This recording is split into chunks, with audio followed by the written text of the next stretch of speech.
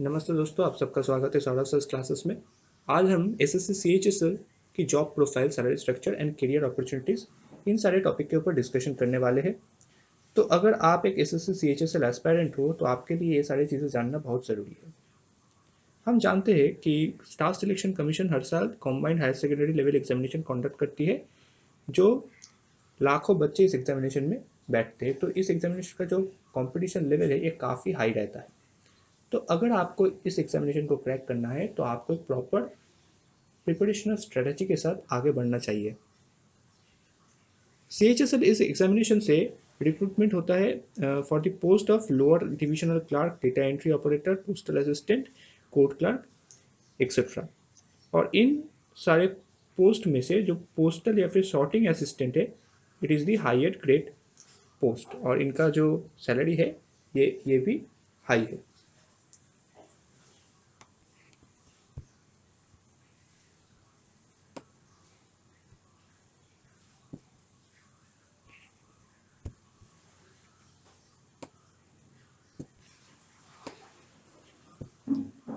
After the seventh pay commission, there is a hike of 22 to 24% in the CHSL salary structure.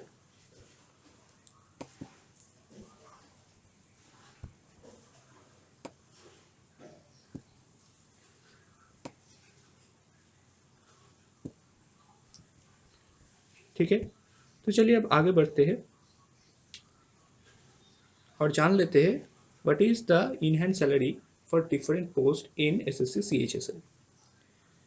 So for a lower divisional clerk, the in hand salary is 18,777 to 22,411 rupees. For the post of data entry operator, it is 25,165 to 31,045 rupees. For postal assistant, it is 25,165 to 31,045 rupees.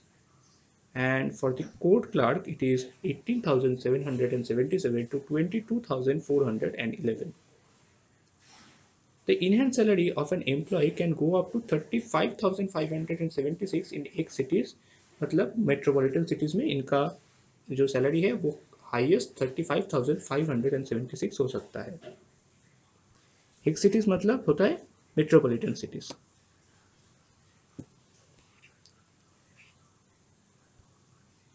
अब आइए grade pay की तरफ। अब हम SSC CHSL की जो grade pay से for different post इसके ऊपर डिस्कशन करने वाले हैं। तो LDC मतलब लोअर डिविजनल क्लर्क के लिए पे बैंड होता है, पे बैंड 1, दैट इज जो 52,000 से शुरू होता है, सॉरी 5,200 से शुरू होता है और इनका ग्रेड पे होता है 1,900। तो ग्रॉस सैलरी जो बनता है it is 22,392 to 26,026 rupees. For DEO मतलब डेटा एंट्री ऑपरेटर के लिए जो पे बैंड है it is same as the LDC and इनका ग्रेड पे हाई है, इनका ग्रेड पे LDC से हाई है, that is 2,400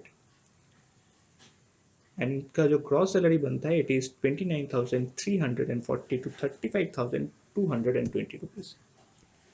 for court clerk pay band is same and the grade pay is 1,900, that is same as LDC। तो इनका gross salary भी LDC के साथ सेम है।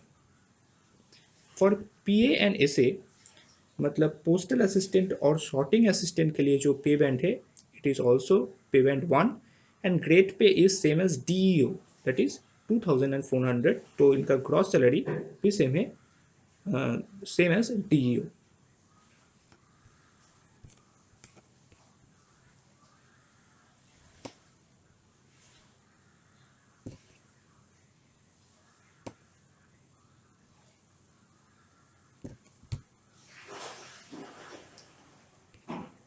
तो आइए अब जान लेते हैं कि after the seventh pay commission salary structure में क्या चेंजेस आए।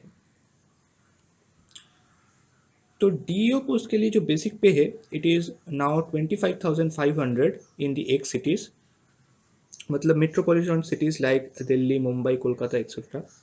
For Y cities it is also 25,500 and for Z it is also 25,500. But यहाँ पर जो अलावेंसेस है मतलब हाउस रेंट अलावेंस HRA या फिर ट्रैवल अलावेंस TA, इन सारे चीज़ों में थोड़ा डिफरेंस हो जाता है.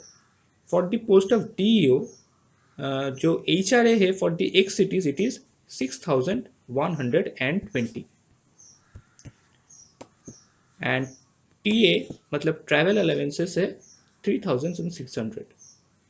For Y cities like other big cities मतलब भुवनेश्वर, कोची या फिर और जो बड़े शहर है मेट्रोपॉलिटन सिटीज़ को छोड़ के, वैसे शहरों में HRA for the post of DEO it is 4,800 and for TA it is 1,800 and for Z cities the HRA is 2,040 and for Z it is 1,800. तो ग्रॉस सैलरी जो बनता है एक सिटीज़ में 35,220 rupees, for why it is 31,380, for Z it is 29,340. और यहाँ से कुछ पैसे डिडक्ट होके जो इन हैंड सैलरी आपको मिलता है it is 31,045 for X cities and Y cities के लिए it is 27,250 and for Z cities it is 25,165. ये जो डिडक्शन होता है ये डिफरेंट स्कीम्स एंड पेंशंस इन सब के लिए कुछ पैसे आपके ग्रॉस सैलरी से डिड्यूस किया जाता है. For the post of LDC the basic pay is 19,900 for metropolitan cities and HRA is for 4,776 and TA is 1,350. तो ग्रॉस सैलरी बनता है कुल मिला के आपका 26,026 एंड डिडक्शन के बाद आपका इन हैंड सैलरी बनता है 22,411. कोर्ट क्लर्क के लिए बेसिक जो सैलरी है it is 19,900 and HRA is 3,184 and TA is 900.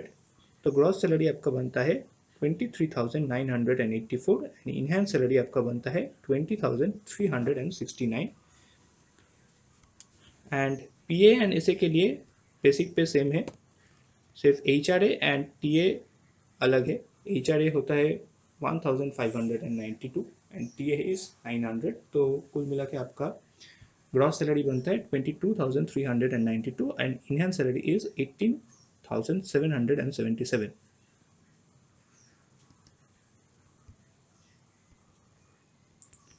Now we are going to discuss about the salary details of the postal assistant. तो पोस्टल असिस्टेंट पोस्ट के लिए हमने यहाँ पर डिफरेंट सिटीज़ में अगर आपका पोस्टिंग किसी मेट्रोपॉलिटन सिटी में हुआ है तो आपका पे स्केल क्या है, अगर आपका posting Y type of city में हुआ है मतलब अदर बिग सिटीज़ में तो वहाँ पे आपका पे स्केल ग्रेड पे ये सब क्या है, एंड अगर आपका पोस्टिंग स्मॉल टाउन्स या फिर विलेजेस में हुआ है तो वहाँ पर आपका सैलरी डिटेल्स क्या है, इन सारी चीज़ों के ऊपर हम अब डिस्कशन करने वाले हैं. तो पे स्केल सेम होता है हर एक शहरों में. पोस्टल असिस्टेंट के लिए पे स्केल तो सेम ही होता है पर ग्रेड पे जो है वो भी सेम होता है एंड बेसिक पे भी सेम है. तो CPC फिटमेंट फैक्टर आपका यहाँ पर 25,468.7 है for three type of cities. जो फर्क शुरू होता है it is from the HRA मतलब हाउस रेंट अलाउंसेस, क्योंकि आपको पता है कि मेट्रोपॉलिटन सिटीज़ में हाउस रेंट ज़्यादा होता है for the rather than Y and Z type of cities. तो HRA for X cities it is 6,112.488 and for Y type of cities it is 4,774.992 and for Z it is 2,037.496. Travel allowance for the X cities is 3,600 and for Y and Z it is 1,800 for both. तो gross salary आपका बनता है for X cities it is 35,181, for Y cities it is 31,343 and for Z it is 29,306. Now NPS मतलब national pension scheme या फिर national pension system के अंदर deduction होता है 991 rupees for three of the cities, three type of the cities. And for the CGEGIS मतलब central government employ group insurance system के लिए आपका 1500 रुपीज़ डिडक्ट होता है आपके ग्रॉस सैलरी से for three type of cities. For CGHS मतलब central government health scheme के अंतर्गत आपका 125 रुपीज़ डिडक्ट होता है. तो टोटल डिडक्शन तीनों चीज़ मिला के आपका 2616 होता है. तो नेट सैलरी मतलब ग्रॉस सैलरी से अगर आप टोटल डिडक्शन को माइनस करोगे तो आपके लिए जो नेट सैलरी बनेगा for the X cities it is 32,565.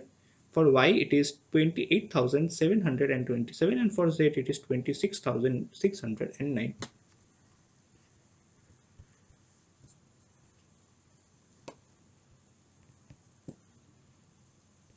ठीक है, तो चलिए अब आगे बढ़ते हैं और जान लेते हैं salary structure of the LDC और JSA मतलब लोअर डिविजनल क्लर्क या फिर जूनियर सेक्रेटरीट असिस्टेंट के लिए क्या सैलरी स्ट्रक्चर है.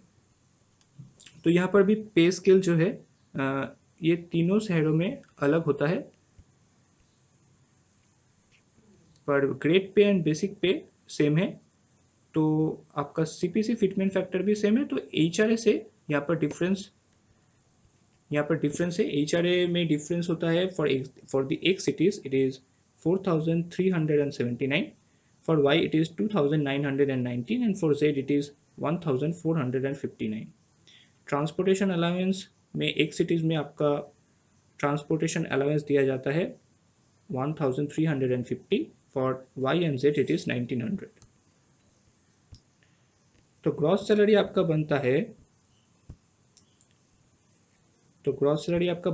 23,976 फॉर एक cities and 22,066 for Y and 20,606 for Z cities.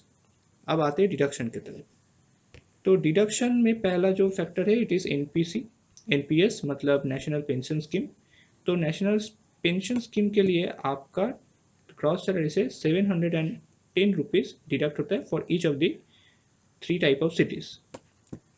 For CGEGIS मतलब जो एम्प्लॉय ग्रुप इंश्योरेंस सिस्टम है उसके अंतर्गत आपका 1500 रुपीज़ डिडक्ट होता है for each of the three type of cities. And for CGHS मतलब आपके हेल्थ स्कीम के अंतर्गत 125 रुपीज़ डिडक्ट होता है for each of the three type of cities. तो टोटल डिडक्शन आपका बनता है 2335. तो नेट सैलरी आपका एक्स सिटीज़ के लिए होता है 21,641. For Y it is 19,731 and for Z it is 18,271 rupees. ठीक है, चलिए अब आते हैं डेटा एंट्री ऑपरेटर की तरफ. तो डेटा एंट्री ऑपरेटर के लिए क्या सैलरी स्ट्रक्चर है आइए उसके बारे में डिस्कस करते हैं. तो यहाँ पर भी पे स्केल 200 मतलब 5,200 से शुरू होता है for each of the three cities. Grade pay भी सेम है दैट इज़ 2,400 एंड बेसिक पे इज़ 9,910. तो CPC फिटमेंट फैक्टर आपका 25,468.7 है for each of the three cities.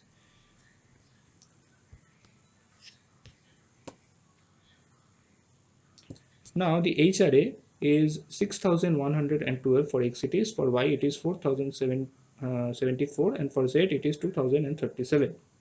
Transportation allowance is 3,600 for X cities and for Y and Z it is 1,800.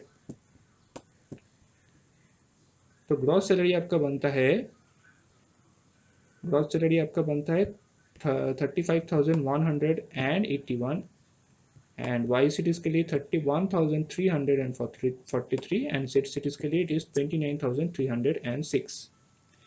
चलिए अब आते हैं डिडक्शन की तरफ. NPS के अंतर्गत आपका डिडक्शन होता है 991 CGGIS के अंदर 1500 एंड CGHS के अंदर 125 रुपीज़ डिडक्ट होता है, तो टोटल डिडक्शन है 2116। तो आपके जो नेट सैलरी बनता है डिडक्शन के बाद, it is 32,565 for X cities, 28,727 for Y cities and 26,690 for the Z cities.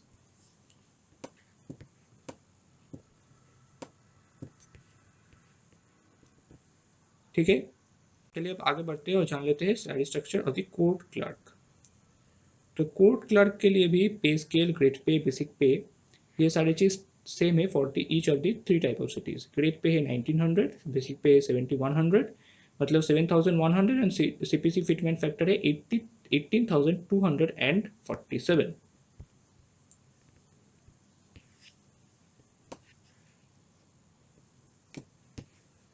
अब HRA है for the X cities, it is 4379, Y cities के लिए it is 2919 and for Z it is 1459। Transportation allowance आपके लिए है 1350 rupees for X cities and for Y and Z it is 900। तो gross pays आपका बनता है 23,976 for the X cities, and for Y cities it is 22,066 and for Z it is 20,606। चलिए अब आते हैं डिडक्शन की तरफ। डिडक्शन होता है for the factor of NPS, CGGIS and CGHS। तो NPS के अंतर्गत आपका 710 रुपीज़ डिडक्ट होता है ग्रॉस सैलरी से for each of the three type of cities, and CGGIS के अंतर्गत आपका 1500 एंड CGHS के अंदर 125 रुपीज़ डिडक्शन होता है। तो कुल मिला के आपका डिडक्शन जो है it is 2335 rupees for each of the three cities.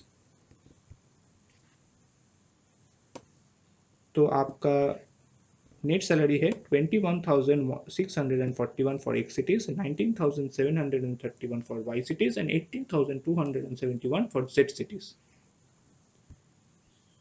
Now we are going to discuss about the promotional criteria, promotional opportunity and growth of career। इनके बारे में हम डिस्कस करने वाले हैं। तो सबसे पहले हम शुरू करते हैं लोअर डिविजनल क्लर्क से। तो पहले हम जान लेते हैं what is the job profile of a lower divisional clerk. तो एक लोअर डिविजनल क्लर्क को सैलरी स्लिप्स बनाना पड़ता है। Secondly, they have to make ready of the official notice and papers, and also they have to take care of the data entry in the computer, and they need to keep the document maintenance also। तो promotion यहाँ पर दो तरीक़ों से हो सकता है। एक है 5 या 10 ईयर के बाद इनका एक प्रमोशन होता है एज अपर डिविजनल क्लर्क, मतलब कि एक्सपीरियंस के साथ इनका एक प्रमोशन होता है, या फिर ये एग्जामिनेशन दे के भी प्रमोट हो सकते हैं। और इनका जो प्रमोशनल अपॉर्चुनिटीज़ है ये लोअर डिविजनल क्लर्क से अपर डिविजनल क्लर्क या फिर असिस्टेंट क्लर्क बन सकते हैं, देन डिविजनल क्लर्क, एंड इसके बाद हाईएस्ट जो पोस्ट ये अचीव कर सकते हैं इट इज़ सेक्शन ऑफिसर, जो एक गेजेटेड पोस्ट है। तो इनका सैलरी होता है अप्रॉक्सीमेटली 23,000 पर मंथ, और हर साल इनके सैलरी में इंक्रीमेंट होता रहता है।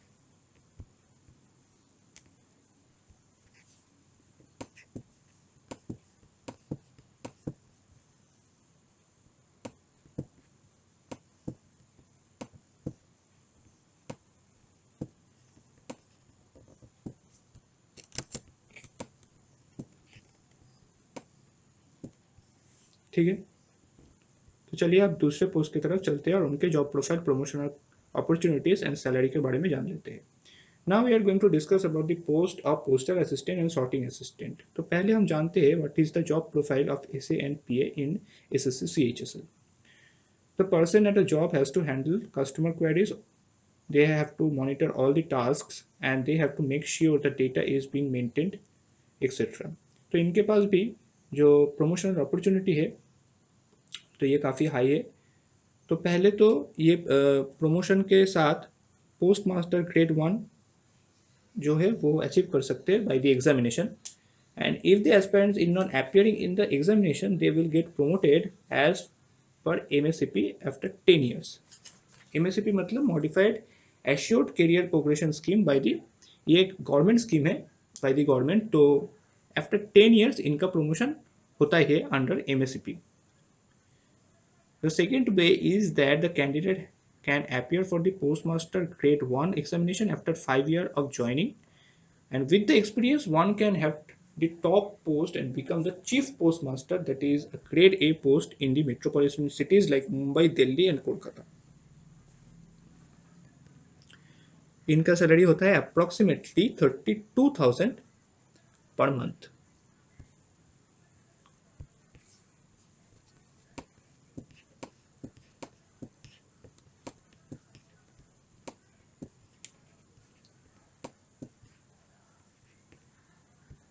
ठीक है, तो चलिए अब आगे बढ़ते हैं और जान लेते हैं the job profile of data entry operator. तो firstly the person need to have good typing speed, तो इनका टाइपिंग स्पीड अच्छा होना चाहिए.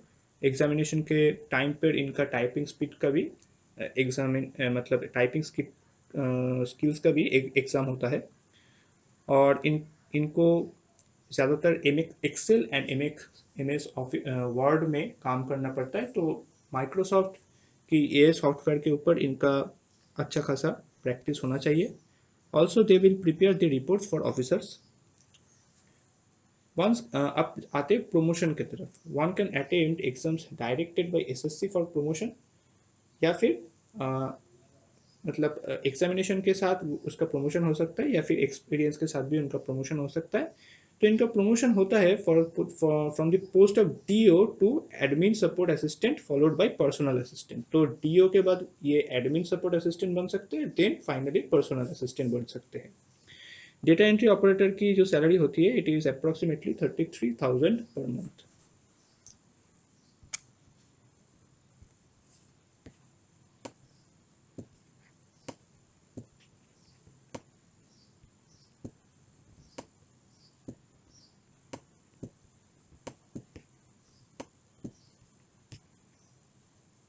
चलिए अब आगे बढ़ते हैं. Now, our last topic is the job profile, promotional criteria and salary of the court clerk. So first of all, they have to maintain the courtroom record. They have to be dutiful toward the issuing of license or permits, and the meeting agendas will be set by this person. तो इनके पास भी promotional opportunity काफ़ी अच्छा है. तो ये court clerk से assistant clerk, then bench clerk, then head clerk बन सकते हैं, और इनका जो सैलरी होता है, it is approximately 20,000 per month. Now, we Soros's classes are always there for you to help you in your study. We provide specially designed study materials, exam-specific mock tests with detailed analysis, and personalized mentorship sessions and doubt clearing sessions are also provided from our side. 60 plus mock tests and 130 plus our lectures are provided in our from our side to the students. We are flexible in both online and offline classes, and recorded form of each and every class are provided to the students as they uh, as this is a help in their further reference in studies. Solution of past year question papers, scientific study plans, and information of all the upcoming exam notifications are provided, and the information on the upcoming notifications are provided through our YouTube channel. So please subscribe our YouTube channel to get the notification. To contact us, you can mail us at saravsasclasses@gmail.com. It is our mail ID. And you can call us at 9836793076 or 9874822756, or you can just check our website, that is saravsasclasses.com.